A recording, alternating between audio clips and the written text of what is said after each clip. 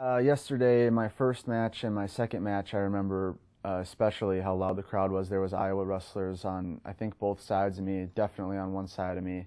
And it just drives you, even though I knew for a fact that they weren't cheering for me specifically because it's an Iowa crowd, but it drives you. You just hear them going crazy, and it's just something we've never felt before. We're used to wrestling in maybe small gyms or even at international tournaments in front of 50, 60 people, you know.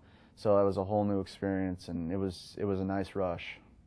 I think the crowd in London is going to be awesome. I think each major player in the wrestling world is going to have their own delegation of crowds there, and if you know them, you know places like Iran, Azerbaijan have crazy crowds, big support from them. And I've seen that at the World Championships and stuff before. And that stuff, if you let it, it can get to you, but I don't plan on letting it get to me. But there will definitely be a vocal crowd there.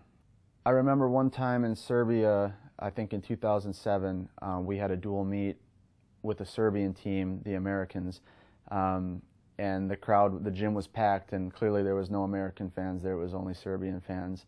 And I think that was, I talked with my training partner, Andy Bezic, before, it might have been one of the only times I really felt affected by the crowd, because the guy was doing moves, not even really scoring points, but they were just so adamant on cheering him for anything, any little movement he made. And I'm thinking, wait, he's not even scoring on me, but they're going crazy, like, what's going on here?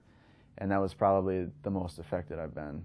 I think the fans in London need to make sure that we hear them, because you know, a lot of times you need that. It helps a lot when you're waiting. Maybe sometimes if they throw the challenge, it can be a stressful time when you're waiting on a decision or something like that. If you can hear the crowd, hear the support and everything, it helps a lot, and it just feeds going back into the match, and I think that's a big part of it.